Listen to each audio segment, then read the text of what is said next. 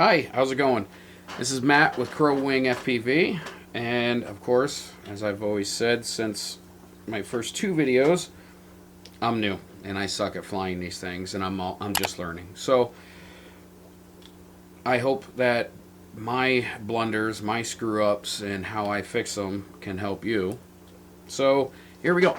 All right. So in my last video, I was flying this little guy. Oh, let me get that in focus. Come on, focus. There we go. This little guy here, I called Frankenstein. I don't know. It's just a Frankenstein Tiny Go 4K. In a previous flight, I landed it kind of hard. Let's just call it what it is. I crashed it. And it, for whatever reason, the VTX or the camera went out on it. It was still displaying OSD, so I figured it was something to do with the camera. And it was a Caddx Loris 4K. It was actually kind of nice. It had a built-in DVR, you know, all that stuff. It looked good, flew good.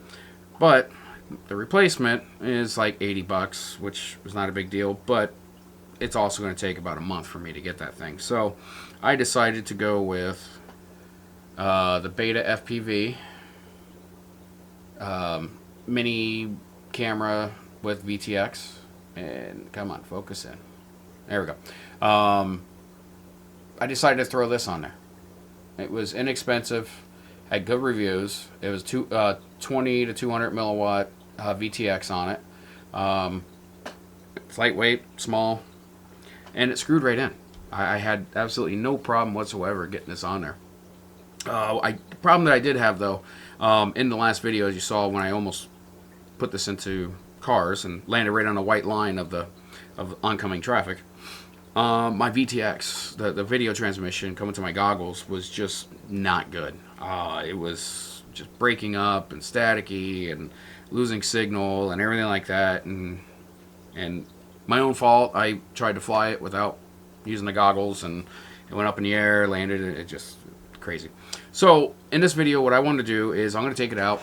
I'm going to fly it, of course, but I'm also going to take this apart and show you exactly what I did to hook this up, because it was really simple to do. But I did have to desolder two wires, flip them, and resolder them back on, which was not hard to do. I'm not going to do that in this video, but I am going to show you the two wires I did have to desolder and resolder back on. And then I realized that when I went into the settings through my goggles for the camera, I realized that it wasn't in 200 milliwatts. Sorry. And I'm like, okay, well, that's probably a problem with it. So I tried to switch it into 200 milliwatts, and for whatever reason, it just wouldn't go. And I wasn't getting any of the information I should have been getting that BetaFPV said that I should. So I went into beta flight, and I found out what the problem was. I had the wrong setting. It was still set to the Caddx Loris VTX. So I had to switch it, and now everything works great. Flies great. Good good distance on it with hardly no breakup, and yeah, so you'll see. All right, so here we go. Here is my little unit here that's been taken apart. As you can see, this is what comes from BetaFPV. This little guy here. So inside here, let me grab something as a pointer. This is the VTX. That's your camera with the camera caddy, and I have these all screwed in. It doesn't really make a difference for the video. It's really straightforward. Just two screws here for the VTX, two screws down there for the. Make sure you can see this. So screw here and a screw there for the holds the VTX on. Then there's two screws for the camera caddy. That's really it. It's all there is to it. And then there's two screws on each side to secure it onto the frame. So when I said I had to do some soldering, I'll show you here. So this is these are the wires that came already pre-soldered on the flight controller from GepRC. came this way. So I didn't really want to touch too much of this. But if you look at the wires that come with it from BetaFPV, make sure I got this in the camera here. All right, so you can see that the video and this wire here are swapped. Main frame, okay, right here. So this is the one that comes with the drone. This is the one that comes with the camera. So all I simply did was I desoldered this one right here. Hang on. Find some better pointers here. There we go. All right. So I desoldered this one here and the video. So these two guys right here. And I just swapped them and resoldered them back on. That's it. That's all I had to do. Cable ends are identical. They're the same. So it doesn't really matter with that. Everything else is the same. So now, just take it and shove it right in there. A little bit of a tight fit, but it's not that bad. There we go. Just like that. And then remember, at least on this one, okay, and you might be using a different mini or whatever.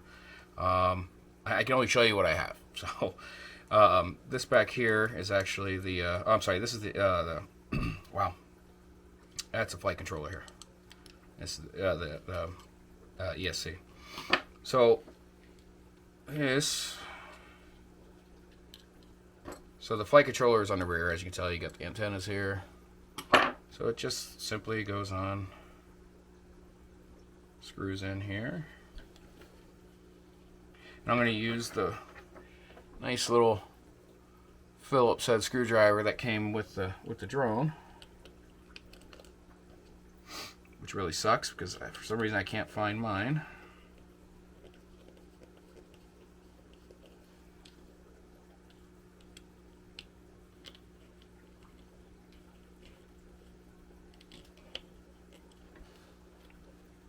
There we go. That's it.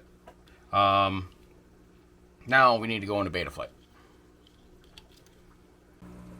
Okay, so I have the drone plugged in. Right through the bottom, there's a USB port right into the controller here, and I have beta flight open. And I'm going to come up here and I'm going to click on connect. There we go. So all I did was I came into here and there's right here. So this was actually on IRC Tramp, and it should be on TBS Smart Audio. So that's all I did. I switched that, saved, reboot, and that's it. And it fixed all my issues, and so I can actually adjust the milliwatts. So instead of being 25 milliwatts, it's now at 200. And I'm going to switch over to my HDR recording here just to show you exactly what it looks like from configuring it through the goggles. All right, so to get into this menu, you move your throttle to center, then straight to the left, and then your other joystick, you go straight to the top. And it opens up this menu here. So I got the menu open. I'm going to go up to Features. And then I'm going to go to VTX. And as you see, they got the information in here. If you go down to Power there, you will see how you can adjust by moving your right joystick to the right or to the left. It allows you to adjust it. And then you just back out. Back out again. Then you go to Save and Exit. Now, I didn't save it just because I didn't need to, but if you're doing this yourself, you would just click Save and Exit or Save and Reboot. And that's it. Okay, so while I'm walking here to get set up, and before I take off, just, you know, love the shirt, alright? Love the shirt. Anyway, so you're gonna see in this where I get it up in the air and I'm flying it. Now I'm not doing anything special, nothing fantastic. I'm not doing any tricks. It's just simply to test out to make sure that my VTX is actually working better. And you're gonna see here in a second that it is.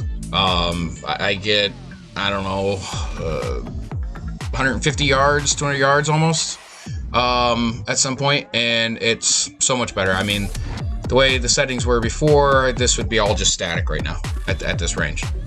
Now keep in mind with this little drone, we're having 20-mile-an-hour winds with like 30-mile-an-hour gusts, and you can kind of see it's a little shaking. It was handling it just fine. It's a cool little drone. It's fun to fly, and I don't have it in acro mode to do flips and everything like that. I'm just simply testing it out. Well, yeah, I'll put some music on. You can watch it if you want to. Otherwise, thank you for watching. I really appreciate it, and enjoy, and I hope this helped you.